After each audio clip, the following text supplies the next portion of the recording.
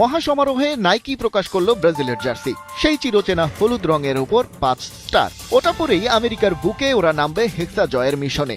Vinicius junior থেকে Paquetá কয়েক দফায় করে ফেললেন ফটো সেশনও।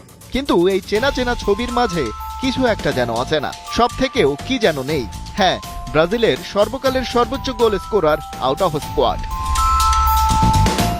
নেইমারের শরীর খারাপ না কপাল, সেটা এক বিরাট কনফিউশন। কারণ বাহিরের বিপক্ষে সান্তোসের ম্যাচ দেখতে গ্যালারিতে হাজির হয়েছিলেন ব্রাজিলের বর্তমান কোচ কার্লো আনচেলোত্তি। বোঝাই যায় নেইমারকে অবজার্ভ করতেই ওই সময়টুকু বের করেছিলেন ইতালিয়ান কোচ। সেটা আগে থেকেই সবাই জানতো, কিন্তু কপালের কি ফের, ওই ম্যাচটাই হাঁটুতে অস্বস্তির কারণে খেলতে পারেননি নেইমার। তার জার্সি উপহার হিসেবে ডন কার্লোর হাতে ঠিকঠাক পৌঁছলেও নেইমার থাকতে পারেননি সেখানে। যদিও নেইমির ছোটবেলার ক্লাব সান্তোসের বর্তমান কোচ বলেছেন তাকে যে মাঝে মধ্যেই বিশ্রামে রাখা হয় তার সবটা যে ইনজুরির কারণে, ব্যাপারটা তাও নয়। অনেক সময় তার ওয়ার্কলোড ম্যানেজ করার জন্যই সাইড বেঞ্চে বসানো হয়। কারণ 7 দিনে 3টা ম্যাচ, তার জন্য আসলেই অনেক প্রেসার, আর ইনজুরির সংখ্যা তাতে বাড়ে।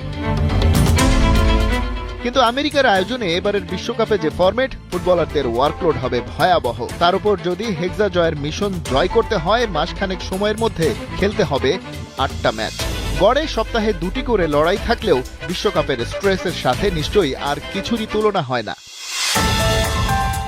যে ভয়টা হচ্ছিল ঘটল সেটাই। এ মাসের 26 তারিখ ফ্রান্সের বিপক্ষে আর 31 তারিখ ক্রোয়েশিয়ার সাথে ফ্রেন্ডলি ম্যাচ খেলতে নামছে সেলেসাওরা। হোক যতই ফ্রেন্ডলি এনকাউন্টার, প্রতিপক্ষ তো হেভি ওয়েট। কিন্তু সেই লড়াইয়ে ব্রাজিলের স্কোয়াডে নাম নেই নেইমারের। চূড়ান্ত প্রস্তুতি পর্বে যে মিসিং, তাকে ঘিরে নিশ্চয়ই বিশ্বকাপের মূল লড়াইয়ে কোনো প্ল্যান রাখবেন না আনচেলোত্তি। তার সাইড থেকে যুক্তি একটাই, 100% ফিট না হলে তার জায়গা হবে না দলে। সান্তোসের ওই ঘটনা আনচেলোত্তির সিদ্ধান্তকে সহজ করে দিয়েছে। কিন্তু নেইমারের এই বাদ পড়াটা সহজভাবে নিতে পারেননি অনেকেই। ব্রাজিলের বিশ্বকাপ জয়ী তারকা রোনালদিনিও তো রীতিমতো ক্ষেপে একাকার। তিনি বলছেন নেইমার যদি এক পা দিয়েও খেলে তবুও বর্তমান ব্রাজিল স্কোয়াডে থাকাদের চেয়ে ভালো করবে। তাকে অবশ্যই বিশ্বকাপ স্কোয়াডে রাখা উচিত।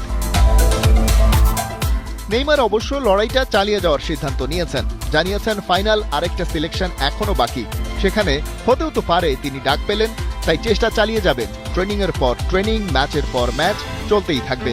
নিজের একটা ইনস্টাগ্রাম পোস্টে সাবেক বার্সেলোনা তারকা বলেছেন, যারা মেসেজ করেছেন সবাইকে ধন্যবাদ। প্রসেসে বিশ্বাস রাখতে হবে আর চালিয়ে যেতে হবে চেষ্টা।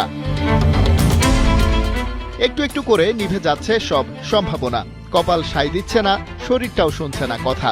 নেইমার কি বিশ্বকাপ খেলতে পারবেন আসলেই? সম্ভাবনা ক্ষীণ।